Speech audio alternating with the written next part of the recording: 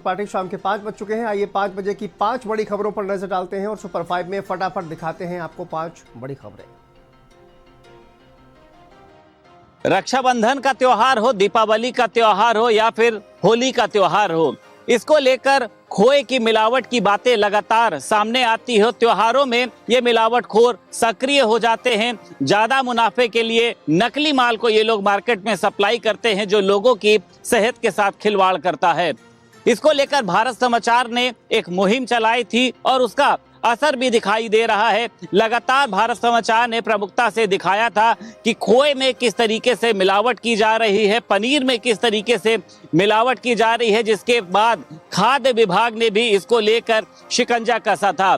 अब लगातार ऐसे मिलावटखोरों पर नजर रखी जा रही है। आज ऊंचाहार में जिस तरीके से कार्रवाई हुई और देखा यह जा रहा है कि फतेहपुर की बात करी जाए, कानपुर की बात करी जाए, यहां से बड़ी मात्रा में नकली खोया आ रहा है, दूध आ रहा है और उसी के साथ साथ तमाम तरीके के ऐसे पदार्थ आ रहे हैं जो लोगों की सेहत के साथ खिलवाड़ कर रहे हैं। लेकिन भारत समाचार ने लगातार नजर बनाई हुई है और ऐसे मिलावटखोर जब तक जेल नहीं चले जाएंगे तब तक भारत समाचार इस तरीके की खबरों को दिखाता रहेगा।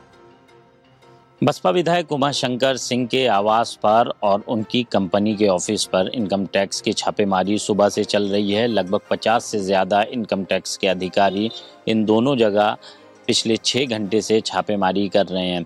बताया जा रहा है जो उमाशंकर सिंह की कंपनी है CS इंफ्रा कंस्ट्रक्शन लिमिटेड, उसमें वित्त अनियमितता का आरोप है, जिसके चलते इनकम टैक्स की टीम आज यहां पहुंची है और लगातार छापेमारी कर रही है। उमाशंकर सिंह से पूछताछ कर रही है, तमाम दस्तावेज खंगाला जा रहा है। इस बीच में जो उत्तर प्रदेश सरकार में मंत्री हैं दिनेश प्रताप सिंह, उन्होंने इनकम टैक्स की कार्रवाई का विरोध किया है। उनका कहना है कि ऐसी हालत में इनकम टैक्स की टीम छापेमारी करने पहुंची है, भगवान इनको बुद्धि दे, क्योंकि जिस तरह से ये छापेमारी हुई है उसके बाद से काफ़ी हलचल मची हुई है।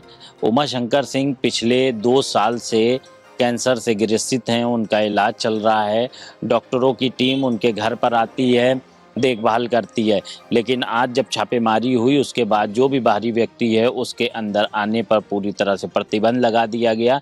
जिसके बाद जो मंत्री दिनेश प्रताप सिंह हैं, जो रिश्ते में उमाशंकर सिंह के समधी भी लगते हैं, उन्होंने सोशल मीडिया पे एक पोस्ट किया, उसमें ये साफ कहा कि ऐसी हालत में भी कोई किसी का बुरा कैसे सोच सकता है, कोई राजनेता या फिर कोई संस्था इस तरह बुरा कैसे सोच सकती है जो इतनी गंभीर बीमारी से ग्रसित है, उन्हें भगवान बुद्धि दे। फिलहाल जो दिनेश प्रताप सिंह का सोशल मीडिया पर ट्वीट है, उसके बाद से ये माना जा रहा है कि दिनेश प्रताप सिंह बीजेपी से भी नाराज़ हैं, क्योंकि उमाशंकर सिंह की ऐसी हालत है, उसके बावजूद इनकम टैक्स ने ये छापेमारी की, जिससे वो काफ़ी आहत हैं और उन्होंने खुलकर सोशल मीडिया पे पोस्ट की।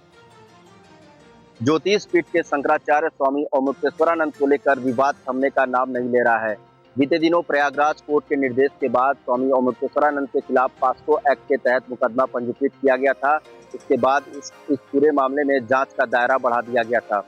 लगातार इसको लेकर सियासत भी जारी है, लेकिन इन सब के बीच आरोप लगाने वाले आशुतोष महाराज ने एक दावा किया है, जिसके बाद हलचल और बढ़ गई है। आशुतोष महाराज का दावा है कि स्वामी अमृतेश्वरानंद के बनारस वाले आश्रम पर 30 महल जैसी सुविधाएं हैं, इसके अलावा ऊपर स्विमिंग पूल भी है। लेकिन जब इसकी पड़ताल की गई तो विशेष प्रतिनिधि जो आश्रम के हैं उनका साफ तौर पर कहना था कि ऐसी कोई सुविधा नहीं है। इन सारे दावों को उन्होंने खारिज कर दिया है। दूसरी तरफ इसको लेकर सियासत भी लगातार जारी है। बीते दिनों हमने देखा था कि कांग्रेस के प्रदेश अध्यक्ष अजय राय शंकराचार्य से मुलाकात किए थे। इसके बाद उन्होंने प्रधानमंत्री नरेंद्र मोदी को पत्र लिखकर इसकी निष्पक्ष जांच करने की मांग की थी। वहीं आज की अगर बात चले तो आज भी कांग्रेस के जो तमाम कार्यकर्ता हैं उत्तर प्रदेश के 75 जिले में डीएम के माध्यम से प्रधानमंत्री नरेंद्र मोदी को ज्ञापन सौंपे हैं और उनका साफ तौर पे कहना है कि जिस तरीके से शंकराचार्य स्वामी अमृतेश्वरानंद के खिलाफ इस तरीके का आरोप लगा है, उसकी निष्पक्षता से जांच होनी चाहिए। समाजवादी पार्टी और कांग्रेस की बात कर लें तो दोनों पार्टियों ने स्वामी अमृतेश्वरानंद को समर्थन दे दिया है, लेकिन जिस तरीके से लगातार सियासत हो रही है उसे कहीं ना कहीं ये देखा जा रहा है कि इस पूरे मामले में जिस तरीके से स्वामी अमृतेश्वरानंद ने प्रशासन और सरकार के खिलाफ आरोप लगा रहे हैं, उनका साफ तौर पे कहना है कि हमें यूपी पुलिस पे भरोसा नहीं है, क्योंकि जिस तरीके से प्रयागराज में जब माघ मेला था तो प्रशासन और स्वामी अवमुक्तेश्वरानंद के बीच जो नोकझोंक हुई थी, उसके बाद से ही लगातार अवमुक्तेश्वरानंद सरकार और प्रशासन के खिलाफ बोलते रहे हैं। लेकिन जो आरोप लगा है उसकी जांच अब लगातार जारी है। फिलहाल जो आशुतोष महाराज हैं, जिन्होंने स्वामी अवमुक्तेश्वरानंद पे इस तरीके का आरोप लगाया है, उनकी एक फोटो भी आईपीएस अधिकारी के साथ वायरल हो रही है। उसको लेकर के भी स्वामी अवमुक्तेश्वरानंद लगातार प्रेस कॉन्फ्रेंस करके सरकार और पुलिस पर आरोप लगाते रहे हैं कि कहीं ना कहीं पुलिस और जो आरोप लगाने वाले आशुतोष महाराज हैं, उनकी पूरी तरीके से मिलीभगत है। फिलहाल देखने वाली बात होगी कि इस पूरे जांच में और क्या कुछ निकल कर आता है। कानपुर के पीएसआईटी इंजीनियरिंग कॉलेज में सुबह से ही जो छात्र हैं वो प्रदर्शन कर रहे थे। दरअसल कानपुर के पीएसआईटी कॉलेज में बीते दिनों एक छात्र जो है वो जेसीबी से भिड़ जाता है और उसकी इलाज के दौरान मौत हो जाती है। हालांकि जो छात्र, उनका कहना है कि कैंपस के अंदर ही जेसीबी से उसकी टक्कर होती है जहां पर वो घायल होता है, तो वहीं प्रशासन का कहना है कि कैंपस के बाहर एक्सीडेंट के दौरान वो छात्र घायल होता है और उसकी इलाज के दौरान मौत हो जाती है। जिसके बाद आज सुबह जो छात्र हैं वो यहाँ पर पहुंचे थे और यहाँ पर अपनी मांगों को लेकर प्रदर्शन कर रहे थे। छात्रों का कहना है कि जो मृतक है उसके परिजनों को 50 लाख रुपए का मुआवजा दिया जाए, साथ ही साथ 13 उनकी अन्य मांगे हैं, जिसमें से अटेंडेंस जो है वो 75% की जाए, क्योंकि यहाँ पर अटेंडेंस जो है 90 से 95% की रहती है और जब पूरी अटेंडेंस नहीं होती है तो यहाँ पर छात्रों से धन उगाही की जाती है, यानी कि पेनाल्टी के नाम पर उनसे पैसे लिए जाते हैं। लिहाजा जो छात्र हैं वो सुबह से ही कई घंटों से प्रदर्शन यहाँ पर कर रहे थे। भारी पुलिस बल यहाँ पर तैनात किया गया था, कई थानों का फोर्स जो है वो यहाँ पर बुलाया गया था, साथ ही साथ पीएसी और फायर ब्रिगेड की गाड़ियां भी यहाँ पर मौजूद थी। लेकिन उसी दरमियान बातचीत के दौरान जो छात्र हैं उनके ऊपर पुलिस के द्वारा लाठीचार्ज किया गया, जिसमें कई जो छात्र हैं वो घायल भी हुए हैं। फिलहाल जो पुलिस है वो कैंपस में चारों तरफ राउंड कर रही है और सभी छात्रों को इधर से उधर करने का काम कर रही है। तो वहीं जो छात्र हैं वो अपनी मांगों को लेकर अडिग हैं और प्रशासन से लगातार बातचीत जारी है। जो कैंपस में बातचीत के दौरान अचानक से जो छात्र उग्र हो जाते हैं, उसके बाद यहाँ पर लाठीचार्ज किया गया है और जिसमें छात्र जो है वो गंभीर रूप से घायल हुए हैं। पीछे जो है वो अभी भी जो हुटिंग है वो लगातार जारी है, पुलिस मुस्तैद है और सभी छात्रों को यहाँ से हटाने का काम कर रही है, लोगों को समझाने का प्रयास कर रही है कि आप यहाँ से जाएं और कानून को अपने हाथों में ना ले। फिलहाल जो प्रशासन है वो लगातार छात्रों से बात कर रहा है, समझाने का प्रयास कर रहा है, लेकिन जो छात्र हैं वो मानने को तैयार नहीं है और लगातार हंगामा जो है वो जारी है। होली का पर्व वैसे तो पूरे देश में ही मनाया जाता है, लेकिन ब्रज में इस होली के पर्व को बड़े ही धूमधाम से मनाया जाता है। यहाँ पर ब्रज से नहीं, देश विदेश से लोग होली खेलने के लिए मथुरा पहुंचते हैं। अगर बरसाना की बात की जाए, बरसाना की लड्डू मार होली और लट्ठा मार होली विश्वविख्यात होली है। जिस तरीके से कल लड्डू मार होली खेली गई, वहां देश विदेश से तमाम श्रद्धालु यहाँ लड्डू होली देखने के लिए पहुंचे, लड्डू होली का पूरा आनंद लिया। सेवायतों ने भक्तों पर लड्डुओं की बरसात की, भक्तों ने उस लड्डू को प्रसाद के रूप में ग्रहण किया। काफी संख्या में भक्त राधा रानी मंदिर कल पहुंचे हुए थे। आज विश्वविख्यात लट्ठ मार होली खेली जाएगी। भारत समाचार की टीम यहाँ बरसाना में मौजूद है और यहाँ पर 4 बजे लट्ठ मार होली की शुरुआत होगी।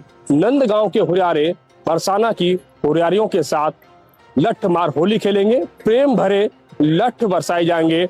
इस होली को देखने के लिए काफी संख्या में लोग बरसाना पहुंचते हैं। अगर सुरक्षा व्यवस्था की बात की जाए तो बरसाना मंदिर के आसपास चप्पे चप्पे पर पुलिस फोर्स तैनात किया गया है। पूरे कह सकते हैं पूरे मंदिर के आसपास के एरिया को छावनी में तब्दील किया गया है। वहीं अगर बात की जाए कंट्रोल रूम में जो सीसीटीवी लगाए गए, वहां खुद एसएसपी श्लोक कुमार और डीएम सीपी पूरी तरह नजर बनाए हुए हैं, लगातार सीसीटीवी पर निगरानी बनाए हुए हैं।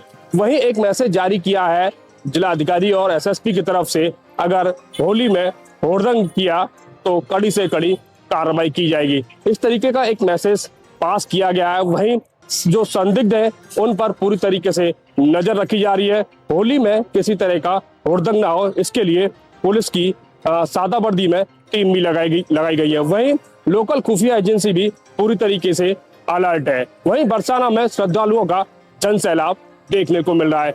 अब भक्तों को इंतजार है बस 4 बजे का, जब लट्ठ मार होली खेली जाएगी। प्रेम भरे लट्ठ बरसाए जाएंगे। और सुरक्षा व्यवस्था की अगर बात की जाए तो पूरे परिसर को छावनी में तब्दील किया गया। परिंदा भी पर नहीं मार सकता, पूरा सीसीटीवी कैमरे से लैस किया गया है।